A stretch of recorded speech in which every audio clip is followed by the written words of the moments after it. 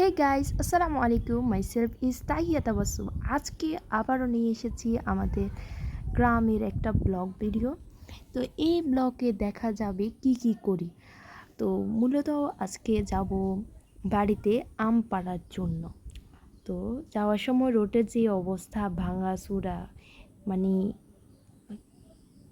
রাস্তার অবস্থা খুব খারাপ। তো বাই দ্য ওয়ে আমাদের গ্রামের ওই দিকে আছে হচ্ছে মেলঘর। মেলঘর কি? মেলঘর হচ্ছে যেখানে কাঠ কাটে, যেখানে হচ্ছে মানে দেয় আর কি। ওই যে গ্রামের বাড়িতে রান্না করে যে চুলায় ওই কাঠিগুলা কাটে, তো ওটাকে আমরা আমাদের গ্রামের ভাষায় বলি মেলঘর। এখানে যে একটা পুকুর আমি দেখছেন, ওই পুকুরটা আগে যখন আমি ছোট ছিলাম তখন এই পুকুরের যে পানি ছিল এটাকে দিঘি বলে, এটাকে পুকুর বলে না, মানে দিঘি বলে। এখন দেখতেছি কোনো পানি নেই, মানে ঘাসে গাছে লতায় কী একাকার। আর এই পাশে দিয়ে যেটা দেখতেছেন পাহাড়ের মতো, ওটা ছিল ওইখানে মূলত গাছ ছিল, মানে অনেক গাছ ছিল। তো গাছ এগুলা দেখি এর কাটি গেলাইছে কিনলে আমি আই ডোন্ট নো। এরপর হচ্ছে এই রোড, এটার এ পাশে একটা রোড গেছে, দেখাবো আমি। এই তো সোজা যে রোডটা গেছে, এই আমি হাত দিয়ে দেখাচ্ছি, এই সোজা রোড এটা। এইখান দিয়ে যাইলে আমার নানুর বাড়ি খুব কাছেই। তো আমার নানুর বাড়ি আর দাদুর বাড়ির ব্যবধানটা হচ্ছে 30-40 টাকা লাগে আর কি, আপ ডাউনে। তো এরপরে হচ্ছে গ্রামে চলে আসলাম। এরপরে হচ্ছে পুকুর। পুকুরের অবস্থা আমি গত ভিডিওতে দেখাইছিলাম। মাটি কাটতেছে এখন, পুরো গাছালি উঠিয়ে একাকার অবস্থা। এরপরে আসি আমাদের উঠানে। উঠানে হচ্ছে গাছ, এটাতে মাশাল্লাহ দিলে একটা কাঁঠাল ধরছে, সেটাই দেখতেছি, মানে একদম উপরে মনে হয় যাত্রা করে ধরছে। দাদাকে জিজ্ঞেস করতেছি, দাদাও বলতেছে তো আলহামদুলিল্লাহ প্রথম কাঁঠাল। এরপরে হচ্ছে এটা হচ্ছে মেহেদি গাছ, এটা দাদু এই তোমার বাগেরহাট, আমাদের ওইদিকে বলে বাগেরহাট থেকে আনছিল অনেক কষ্ট করে। এরপর হচ্ছে লেবু, মাশাআল্লাহ লেবু, যেটা ঠাইল যেটাতে মানে তোমার লেবুর ধরছে, ওই লেবুর ঠাইল এটা মানে আমার জেঠুদের উঠানের ওই দিকে চলে যাচ্ছে, ওটাই দেখাচ্ছি। তো এরপরে হচ্ছে এটা হচ্ছে জেঠুদের ঘর। এটা আমার নিজ জেঠু না, এটা হচ্ছে আমার আব্বুর জ্যাঠাতো ভাই। তো ওই উপলক্ষে আমার জেঠু হয়, আমার আব্বুর বড়, ওনার ছেলে মেয়ে আবার আমার ছোট হয়। বাই দ্য ওয়ে উনি দেরি করি মনে হয় বিয়ে করছে। এরপরে আসি গত ভিডিওতে দেখলাম যে, মানে গত ভিডিওতে না, বা আমি যখন গতবারই মানে 1 মাস আগে একটা গ্রামের ব্লগ দিছিলাম, ওটার মধ্যে দেখাইছিলাম না যে ঘরের অবস্থা একটু ভালো আছিল, কিন্তু এখন দেখি যে আরও অবস্থা যাইয়া মানে টোন টাইন খুলি এক অফ করার অবস্থা। এরপরে হচ্ছে এইগুলাকে মোটকা বলি, আমরা আমাদের গ্রামের ভাষায় মোটকা বলি, তোমাদের গ্রামের ভাষায় এগুলাকে কী বলে কমেন্ট করে জানাও। তো এইগুলাতে আগের কালের মানুষরা ধান রাখতো, তারপর আরও কী কী রাখতো আমি জানি না ঠিক, ধান রাখতো মনে হয়, এটা জানি। এরপরে হচ্ছে কি আর দেখাবো বলো। তো বাই দেবে কোনো একদিন আল্লাহ দিলে হবে গদ্দুয়ার। এখানে আবার আমাদের একটা শোকেস আছে বড়, ওটাকে এখনও বাইর করে না। এরপরে হচ্ছে গাছ, এখানে দেখাচ্ছি যে এই গাছের মধ্যে আলহামদুলিল্লাহ অনেক, গত ভিডিওতে দেখাইছিলাম কাঁঠাল ধরছিল।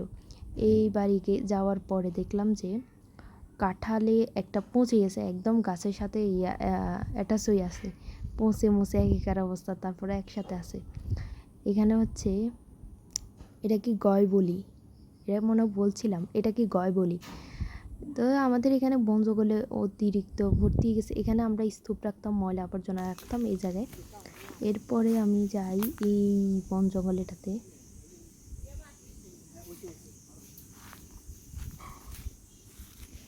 এখানে মানে গত কয়েক বছরে আমি যাই নাই, মানে এই বন জঙ্গলটাতে হাঁটি নেই। তো আজকে কালকে যাইয়া দেখি যে মানে হাঁটতেও ভয় লাগতেছে, আর অথচ ছোটো থাকতে এখানে কত দৌড়াদৌড়ি করছি। আমি এমনি ছোটো থেকে আমি অনেক দুষ্টু ছিলাম, তো অনেক দৌড়াদৌড়ি করছি, মানে একদম মাগরিবের আজান দিলেও আমি বাসায় আসতাম না।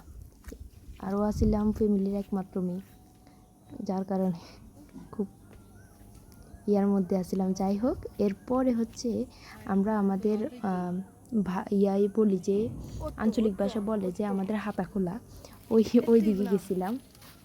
এটা হচ্ছে কবরস্থানের পাশে। এখানে মাশাআল্লাহ দিয়ে অনেক আম ধরছে। এগুলো মনে হয় মেবি মানে আমাদের রিজিকে ছিল, যার কারণে এগুলো কেউই দেখে না। এগুলা গাছের মধ্যে একদম লাল লাল পেকে ছিল। তো এগুলো দেখতেছি মাশাআল্লাহ। তো এগুলো পারবো। আর হচ্ছে আমাদের আঞ্চলিক ভাষা বলি আমরা সাহাবা, মানে এটার উচ্চারণ সাহাবা না, মানে আরেকটা কি বলে আমার মনে নাই। ওই জায়গায় গিয়েছিলাম, ওই জায়গায় আম পাড়ছিলাম। ওই আমগুলো ছোট ছোট, এই আমগুলো তো একটু বড় আছে, ওইগুলো ছোট ছোট। তো এইখান দিয়ে ঘুরি আবার ওইখান দিয়ে যাব, মানে জমিনোটা দিয়ে যাব।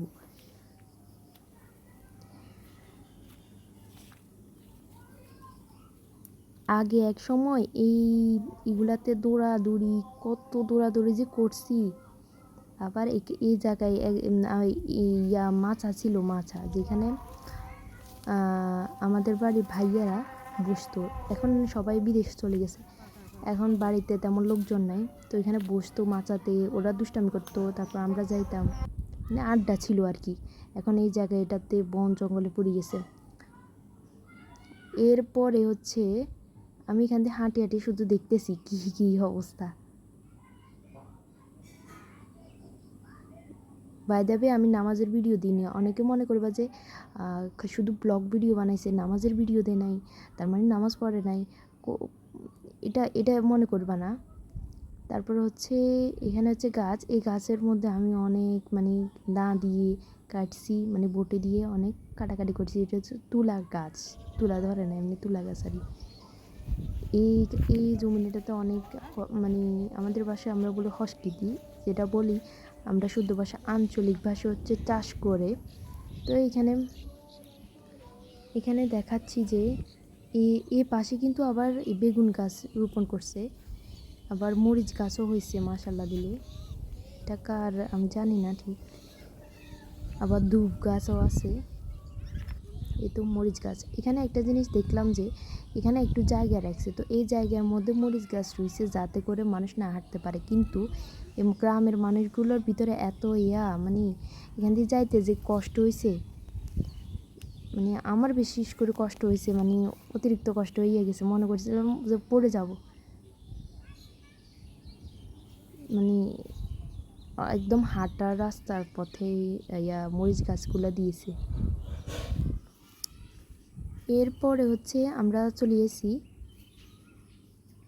এখান থেকে নদীর দূরত্ব, মানে নদী, আমাদের ওইদিকে নদী আছে যেটাকে আমরা আঞ্চলিক ভাষায় চর বলি। ওই চরটাই একদম এখানে মানে কাছে, মনে করো 2-3 মিনিট লাগবে এখান থেকে চর। আমাদের বাসা থেকে না, আমাদের জমিন থেকে আর কি, এই জমিন থেকে। যাই হোক, এখানে অনেককে দেখবা, মনে করবা যে এটা সেটা,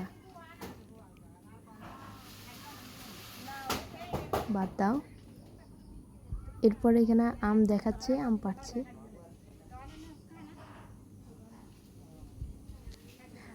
কয়েক বছর পর এভাবে আম ফুটাতে পাচ্ছি। কয়েক বছর, এই 4 বছর ধরো। এরপর হচ্ছে আমি কোন জায়গায় ঢুকছি আমি নিজেও জানি না, আমি কিন্তু খালি পায়ে ঢুকছি, ঠুস ঠাস করে আমি কী তো কইছি আমি নিজেও জানি। এরপরে আমি ঠাইলেকটা কাটিয়ে লাইছে, এরপরে আমি ঠাইলেটারে নামাইবো এখন।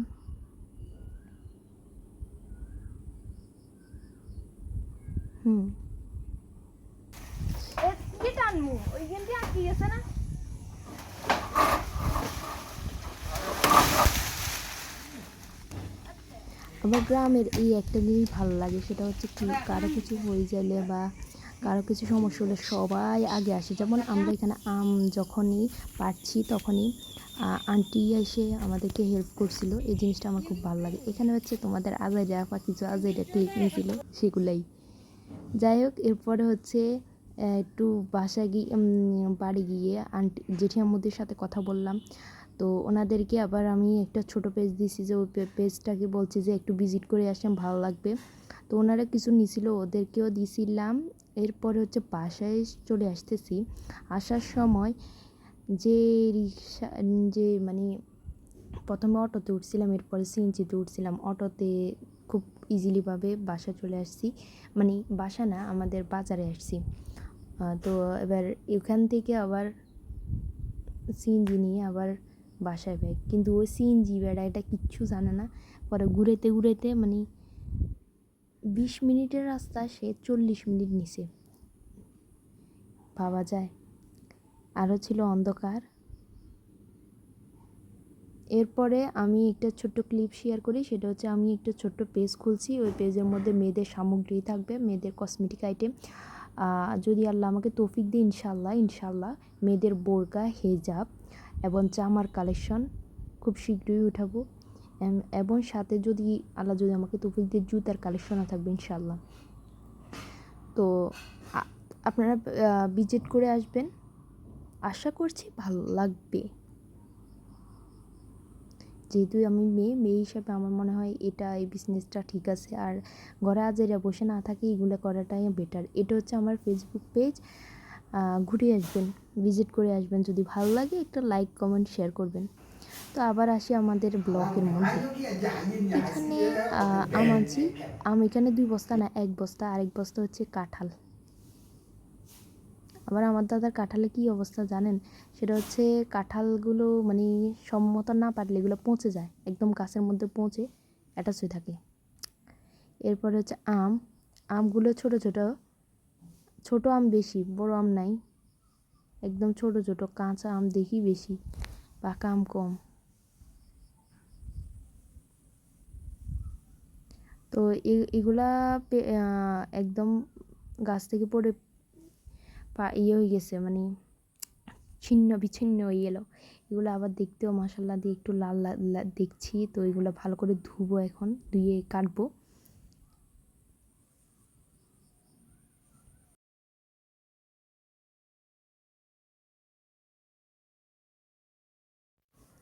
এরপর হচ্ছে এগুলা সুন্দর করে ভালো করে মানে 2-3 বার ধোয়া শেষ। এরপর হচ্ছে কাটবো, দা দিয়ে কাটবো।